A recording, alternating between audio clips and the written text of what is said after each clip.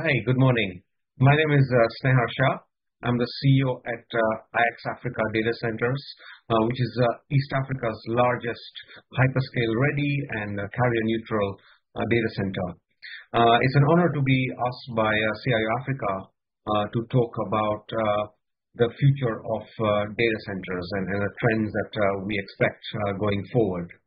But let me first start off with looking at some of the trends on what's happened to data consumption over the last 10 years. You can see there's been an explosion of growth in the consumption of data, the social media consumption, streaming of video, using apps like the rideshare apps, etc., have all grown immensely. And in fact, the traffic has almost increased by tenfold over the last 10 years. And currently, there's a consumption of something like 120 zettabytes. And to put that into context, that is corresponding to something like 330 trillion hours of content streamed on Netflix. And this is not even taking into account some of the impact of AI that we expect to come in the future. In the East African context, what does that mean? Of course, Kenya is so well positioned because we provide them access to a market which is as big as 300 million population. We've seen internet penetration continue to increase in Kenya, where we've seen a compound annual growth rate of 10% and more every single year. There's a growing penetration of smartphones as smartphones get cheaper, but also in our market where fintech is very, very active. We're now seeing the barrier to entry for high function more smartphones with 4G and 5G functionality being able to be financed on a sort of a buy now pay later kind of arrangement. So we're seeing a real growth of the access of these kind of devices which consume data and digital content being quite ubiquitous. So where does data centers stand in this whole ecosystem?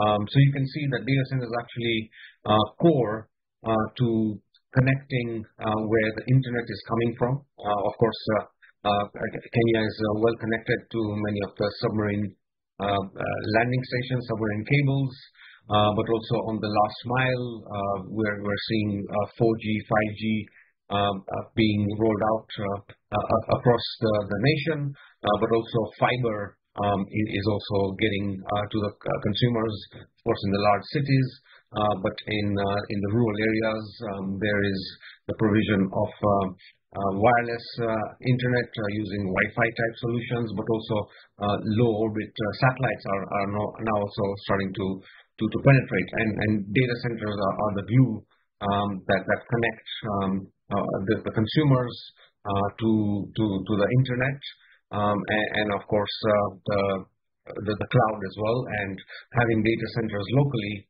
means that the cloud is also coming locally to solve first of all data sovereignty requirements, but also as applications get more complex, more sophisticated, the latency is also important, and that's why we need the adoption of data centers in the local market.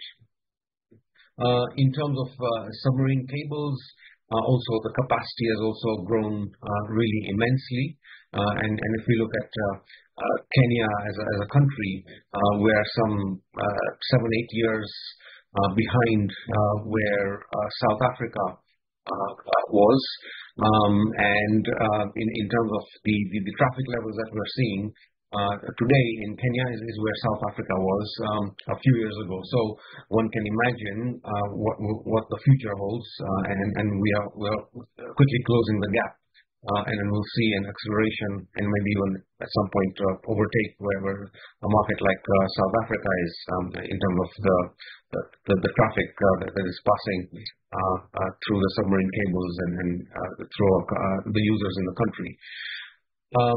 The other area where Kenya is really well positioned to compete in the global context, and this is something that has not been widely known generally in the tech community, is that we are the 8th largest producer of geothermal energy globally, behind Iceland and Scandinavia.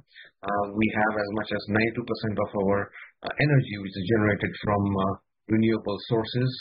Also, our power cost is quite competitive, especially if you compare Kenya to a market like Nigeria, but also a lot of parts of Europe where markets like Germany are still relying quite a lot on fossil fuels and sort of coal for energy production, and the cost is quite high. Today, at wholesale levels, we can purchase energy in Kenya at around 15 US cents per kilowatt hour, and that's because we're buying from the utility. But if we can buy directly from the source, or if we can buy from Olkaria directly where the geothermal is produced, then it'll be even cheaper. And we were seeing evolution there, where the parliament has passed the regulation for freewheeling. We're just waiting for that to be gazetted. So that will also be able to provide a cheap power for data centers, which is quite key for data centers. And in that case, Kenya can provide the data center infrastructure not for our local consumption, but also for global consumption, where in other countries, like for example in Ireland, 20% of the national energy consumption goes to data centers, and these are becoming big problems in the Western world. So Kenya is anticipated to be actually a key hub for hyperscalers, and again we're at the tip of the iceberg currently, where today Africa is contributing or using less than 2% of the data center capacity, even though our population is more than a billion. And even after that 2%, more than half of that capacity is in one single country, which is South Africa. So again, with all the advancements happening in our economies, then there's a lot to be leveraged here for growing data center capacity in our market. So that in a nutshell is where we've come from, what the trends that we're seeing in terms of the digital consumption, in terms of what is happening in the global landscape on AI, and with all our experience and the investments that we're making, we're very, very optimistic in terms of being able to expand in this space and be a very competitive player, not only in the local market, but in the global context as well. So thank you again for the opportunity.